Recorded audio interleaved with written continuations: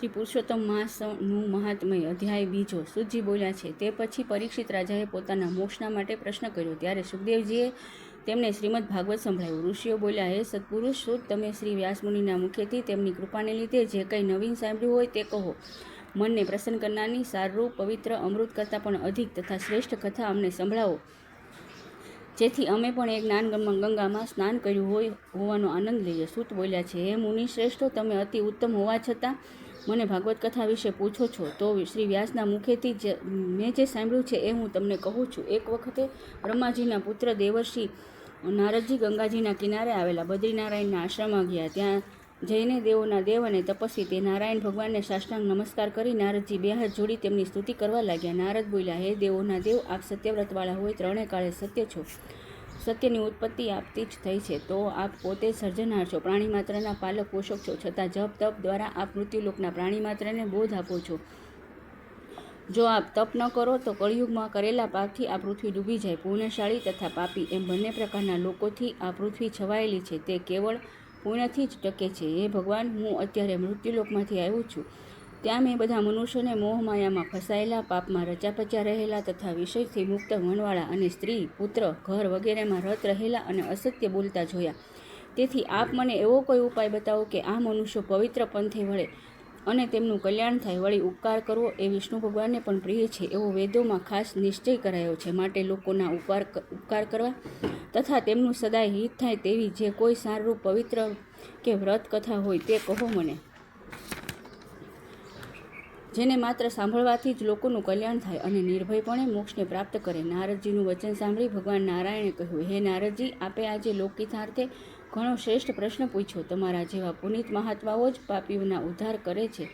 તમારા જેવા સંતો જ આ સંસારીઓના ત્રિવિધ તાપ દુઃખોનો નાશ કરે છે. હું તમને પવિત્ર પાવન પુરુષોત્તમ માસની કથા કહું છું, જેના શ્રવણ, પઠન, જપ, તપ, વ્રત, ઉપાસથી માનવીના કષ્ટો, પાપ, તાપ, દુઃખ, દારિદ્ર્ય, કષ્ટો, સંતાપો નાશ પામે છે અને તે પ્રભુના ધામને પામે છે. શ્રી નારાયણ બોલ્યા, હે નારદ, ગોપીઓના મુખરૂપ કમળના રસને ગ્રહણ કરવામાં ભ્રમણ સમાન રાસલીલા ચાલુ કરનાર રસિક પુરુષના શણગારરૂપ આદિ પુરુષ પરમાત્મા સ્વરૂપ વૃંદાવનના વિહાર કરનાર ભગવાન રજપતિ શ્રી કૃષ્ણની પવિત્ર કથા તમે મને સંભળાવો.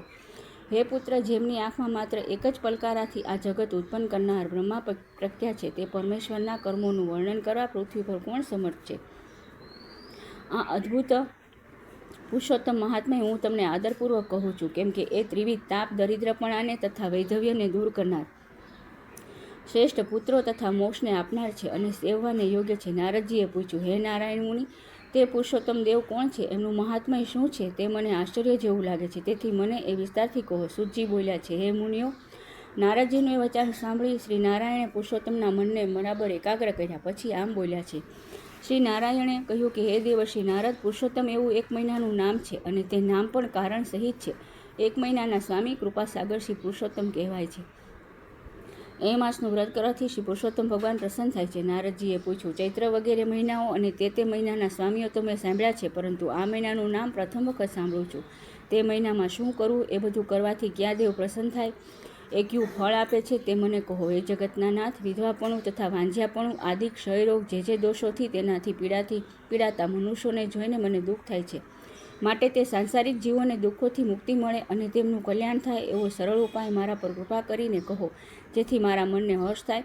તમે બધું જાણનારા અને સર્વતત્વોનું સ્થાન છો. સુતપુરાણી બોલ્યા, હે મુનિ શ્રેષ્ઠો, બ્રહ્માના પુત્ર નારદજીનું આવું રસયુક્ત તથા લોકહિતના કારણરૂપ વચન સાંભળી દેવોના દેવ શ્રી નારાયણ ચંદ્રમા જેવા શાંત અને મેઘના શબ્દ જેવી આનંદદાયક વાણીથી પુરુષોત્તમ મહાત્મયની કથા કહેવા લાગ્યા. એ જ કથા હું તમારી આગળ રજૂ કરું છું. શ્રી બૃહદી નારાયણ પુરાણના પુરુષોત્તમ મહાત્મયનો શ્રી નારદજીના પ્રશ્ન નામનો બીજો અધ્યાય સંપૂર્ણ. શ્રી કાઠાગોરમાંની જે પુરુષોત્તમ ભગવાનની જે કૃષ્ણ કનૈયા લાલ કી જે.